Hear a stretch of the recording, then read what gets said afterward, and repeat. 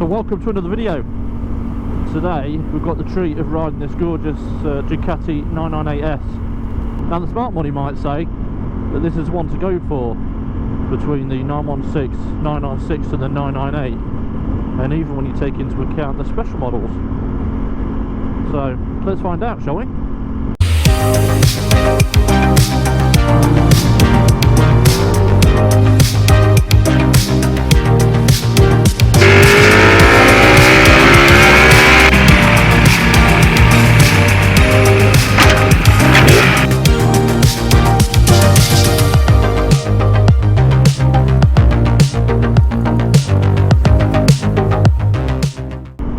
So first of all, let's talk about what the 998 is. So as many of you will know, it will look very similar to the 916 and the 996. Now the 916 came first back in 1994 with the original Strada models, and then the Bipostos. There were a smashing of special models like the SPS and things like that. Back at a time when Ducati wasn't quite as solvent, shall we say, as it is now. So there's a bit of difference in specs, difference in parts that went on some of the bikes. You may also know that back in the day there was a fire at the Bologna plant, and they actually switched production to Varese. So the very first 916s are sought after due to that very fact that they were built in the Varese plant. And they all have elephant logos all over the place. But 916s aren't what we're talking about today. But it's interesting to know the lineage of where they went from. So the 916 started with, I think it was 109 horsepower from its V-twin engine, and then the SPS, the special one you might call it, and there were a few other models for different markets, a few other special versions, but the SPS had, I think, around just over 120 horsepower, if I remember correctly. If it's wrong, I'll put it on the screen. It was around 120 horsepower. And then you had the 996 come along, which was the upgrade to this and slight increase in capacity, and had a bit more power. Then you had the first of the R models. So I don't believe there was a 916R, but there was a 996R, and that was the homologation special to go racing with. And the chap whose bike it is behind me, so he'll correct me because he knows way more about this than I do. So if I'm wrong, he'll no doubt shout up at me and go, "That's wrong!" But hopefully I'm right so far. So yeah, there's a whole different host of models, and then the 996 came along, and you eventually had the 996R, as I just mentioned, and that had the slightly different Testa Stretta engine to the, I think it's Desma Quattro was the original designation of the engine. That was in the 916, 996, and like I say, the 996R had the Testa Stretta with a deep sump, reworked innards, and the bike itself, carbon fairings, Öhlins all round, and quite a nice thing. Now right now they're fetching quite strong values because they are the R, just because of what they are, and I think they come with a nice little plaque as well to say so. But then when the 998 came out, particularly the 998S, because there is a difference between the standard 998 and the 998S, the 998S carried over the 996R engine. So you've got a full fat R engine in this 998S, which is just something you wouldn't really see today. You know, you look at the current lineup, the V4, well, the engine's exactly the same in the base model and the S. The difference is the trinketry you get with it, so the Öhlins active suspension and the Marcassini wheels, things like that. So the 998S came with the, as I already mentioned, the Testa Stretta. We had the Sandcast engine, deep sump version, as with the 996R, and I can only assume because of that it came with the carbon belly pan. I haven't got two side by side to compare, but yeah, the S came with the carbon belly pan. It's actually quite a nice touch. And the front forks were shower. So really, when you think about the only differences between the 996R and the 998S, you could argue are a set of front Öhlins forks and some carbon fibre bodywork. Now obviously that's not insignificant, but when you look at the price differences between the two bikes, particularly where it stands right now, then you might think that this one was a bit of a bargain.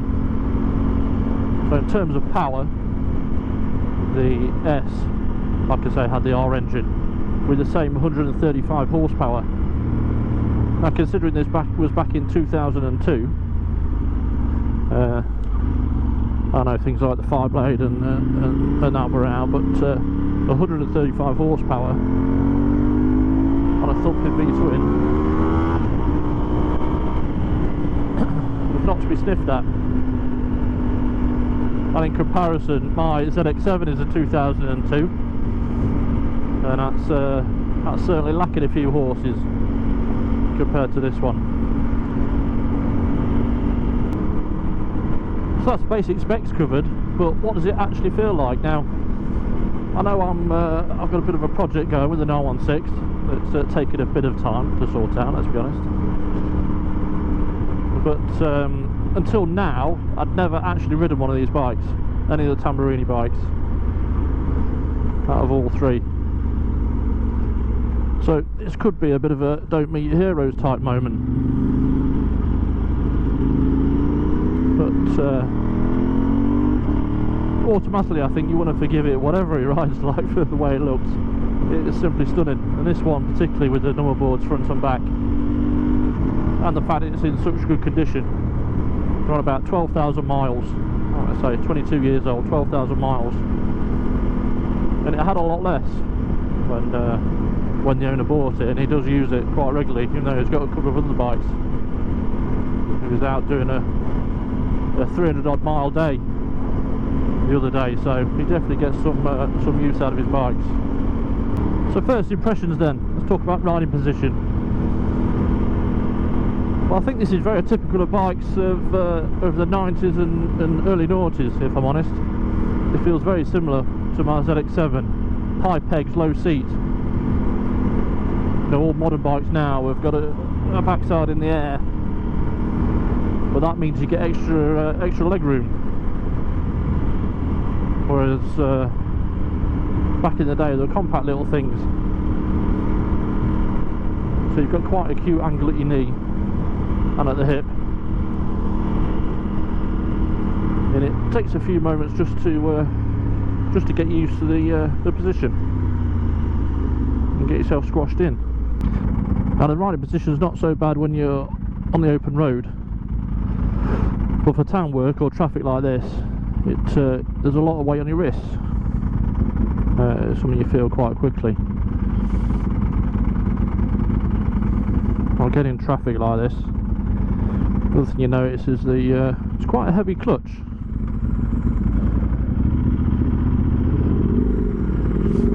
Which I genuinely wouldn't want to be stuck in a traffic jam for too long like this. I think I'd rather paddle it. This bike particularly, it might just be this bike, it's set quite close. So you don't need much movement of the clutch for it to engage the gear, so I don't know if some adjustment might alleviate that a little, but yeah, I think it's expected for it to have a heavy clutch, so I can kind of forgive it that. But you definitely wouldn't want to be aiming yourself at a village or town work. It's not what these bikes are for. And 20 odd years ago, they're even less compromising than sports bikes today. So it's kind of par for the course. But I know soon we'll be on much nicer roads. Well, I won't be so worried about how much effort we're putting into getting that clutch pulled back.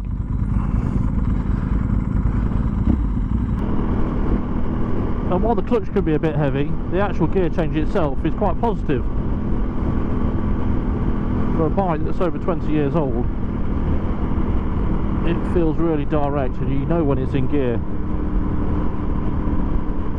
It's I describe it as quite mechanical, but crisp at the same time.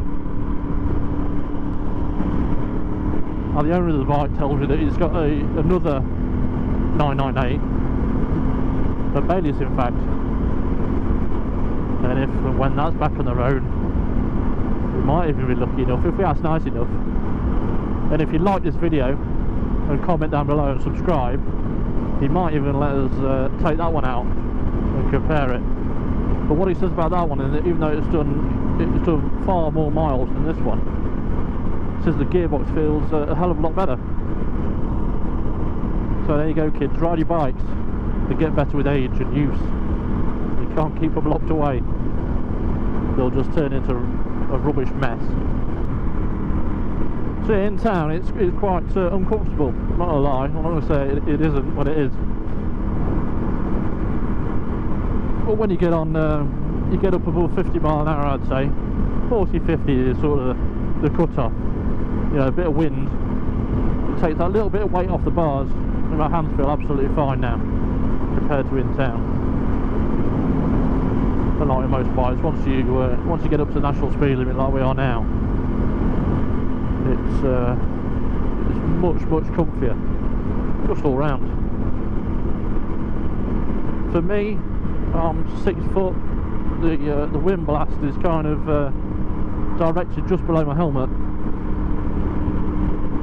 so that actually helps keep my body upright. And right now it's not too turbulent. It's not so bad. I know you can get sort of bigger screens for these. I don't know if this is a standard screen. Yeah, it might be. We'll have to ask. But yeah, I'm not being thrown about in the wind, which is good. Mirrors, well, they're there. You can see. I mean, I'm not the slimmest of chaps, if I'm honest, but you know, everyone's got arms, haven't they?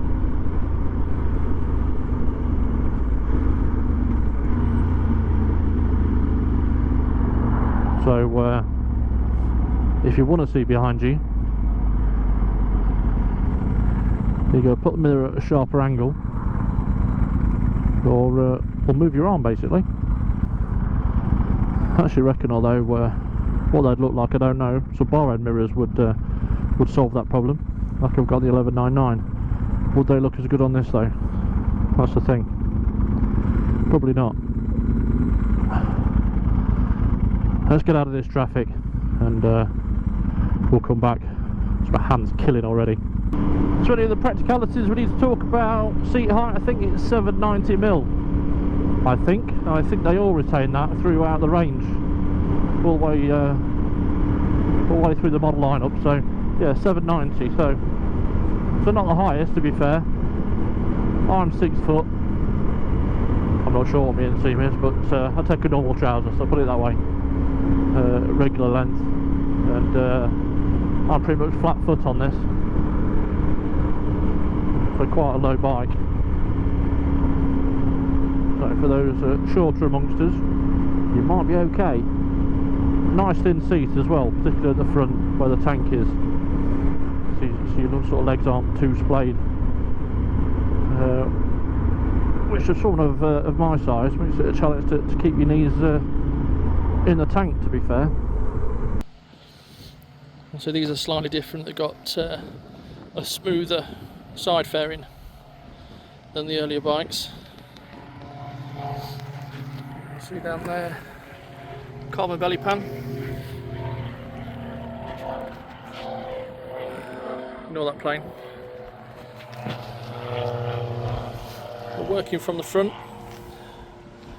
with the white number board on this bike. Carbon mudguard, carbon V-piece in there, shower forks. I think I think these had a slightly thinner 4.5mm disc. I think they're 320mm. If I'm wrong, I'll put it up. Carbon air tubes. Obviously all these bikes had the quick release Zeus fasteners. There's that dry clutch. Bit more of a spattering of carbon. Bugger, heel guards, exhaust guard. I really do like those 5-spoke Marchesini wheels. If I do get to finishing it, that's what I want on the 916. I actually want the frame the same colour rather than the gold, because I do prefer it. That's when you got the carbon Terminiones, the number board across the back.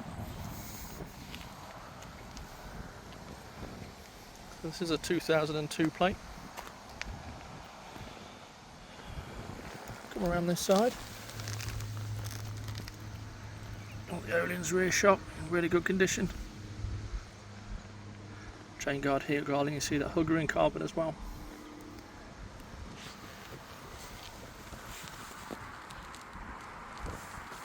Tester Stretta 998S.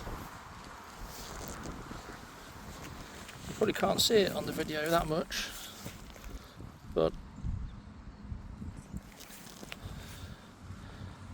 these don't half have a bit of lean to them. If I come round and hold that horizontally, look at that lean. And you sort that out by putting is it a 10 or 1198 side stand on? But yeah, it's a bit disconcerting when you first ride it. But she's looking alright.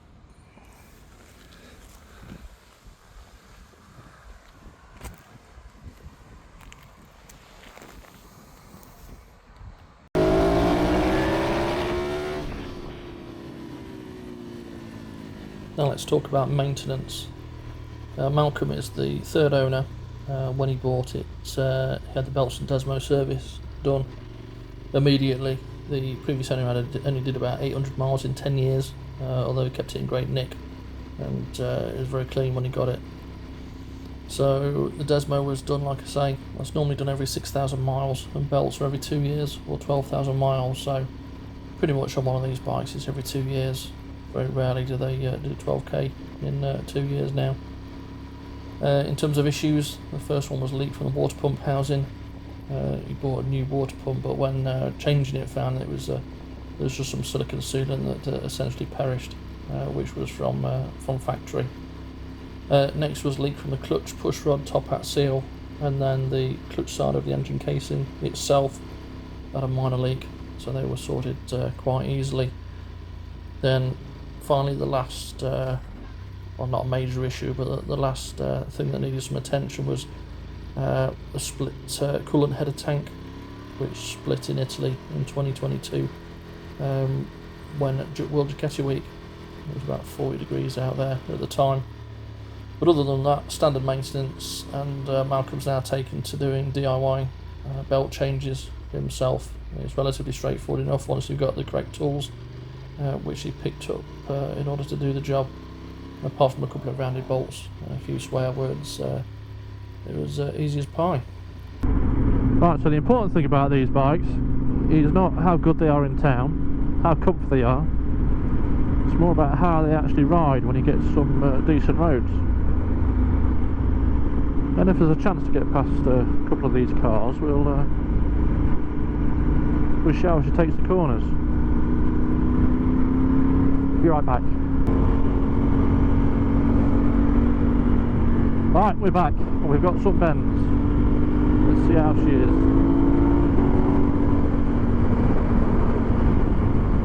The first thing you notice is, particularly in the corners, is how stable the bike is. It's not the quickest turning bike, I'll be honest, but you can, you know, if you give it, you have to give it some counter steering on the bars to get it to change direction from one side to the other. But once she's sitting in that bend, it's lovely and smooth and sticks to a line really nicely. It's almost relaxing. And even if you're in a corner there's a few bumps, just avoid this water and get it wet. Ah, had to be somewhere, didn't there? But even if you get a bump on a corner, it doesn't upset the bike too much. It's not very stiff. That's what she said. I think bikes have gone from a period of being set up like this, quite soft, quite compliant. There's a lot of give in the chassis and the suspension and the tyres. Whereas if you compare this to, well, my 1199 for instance, that is as stiff as they come. That's what she said. It really doesn't like being upset in a corner or a cheeky little bump. But this, it's just really, really, really nice. It rides very similar to a modern bike in that respect. So particularly the Ducatis that I've ridden. So I've ridden a new V2, and I've also ridden the V4 Street Fighter, but particularly the V2. It is stiffer than this, but it's so much more comfy and compliant over the bumps and managing itself than my 1199 is. It actually reminds me of that. In certain ways, if this had a slightly more relaxed riding position, like the V2, I find them to be very similar bikes, if I'm completely honest. And when you look at the power between the two bikes, V2 at 155 horsepower and this one at 135, there's not that much difference. They do deliver it in different ways. This one is definitely all about the mid-range. All about the mid-range. It's not low down like some people say or attribute to these bikes, you know, like right at the bottom. It's the mid-range. But obviously it does rev out to over 10,000, so there's still somewhere to go.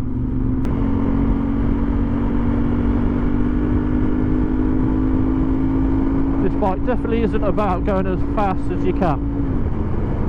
Not on the road. I imagine it'd be quite nice on track, but well, it's not what this bike is all about. Might be back in the day. It's one of the leading litre bikes, but compared to modern bikes, it's not. It's just a nice thing to be riding. And as long as you can keep out of town and keep the weight off your wrists, not do any stop starting and all that crap, that's just a really nice place to be. Another thing to mention is the owner's put on a 180 rear tyre on this. Now standard they came with a 190, but at the time the 748 came with a 180. So I know it's something that you did do back to your bigger sports bike back in the day. My ZX7's got a 190 rear. It was believed that a 180 would just sharpen up the handling that little bit. Obviously I can't comment, I haven't ridden it with a 190. Maybe when I get my 916 on the go, we can compare it directly, or we'll find another bike. But I've got no qualms with the sharpness of this bike and its handling. Like I say, it's slow steering, don't get me wrong. You're not flicking it from side to side like you are on a modern bike. But it does hold a line really well. And that's the trade-off, the stability you get. And these, as I believe, I think, again the owner will tell me because he's in my ear, but I think they've got an adjustable head angle on these, so you can do that yourself, sort of sharpen up the steering a little bit. But it's a beautiful thing to ride. I said at the start of this video, I think I said it, that sometimes you shouldn't meet your heroes, but actually this one's, if you're really bothered in terms of economy, it was showing 120 miles, 119 miles, and I put 12 litres, or just under 12 litres, 11.5 I think it was. So you do the maths. Obviously it's not been thrashed around, but it's just been ridden normally on the road, so that's what it does to a tank, 120 or so miles to 11 or 12 litres. Very similar to a modern bike, to be fair. So if you liked the video so far, please leave a like and a comment. Tell me if you've had one of these, what you think, and whether it's something you'd fancy buying.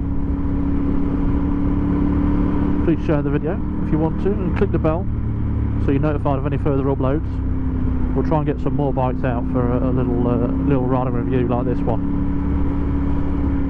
and see what we think of it. It's nice to see some of these in video nowadays, rather than just brand new bikes from manufacturers that the usual suspects do.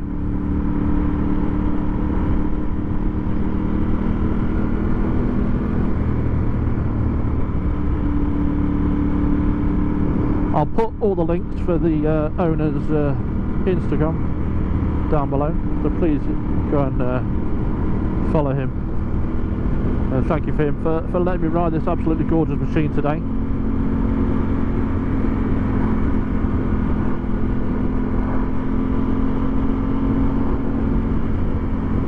Just leave me to say thanks for watching, and we'll see you on the next one. Cheerio, bye bye.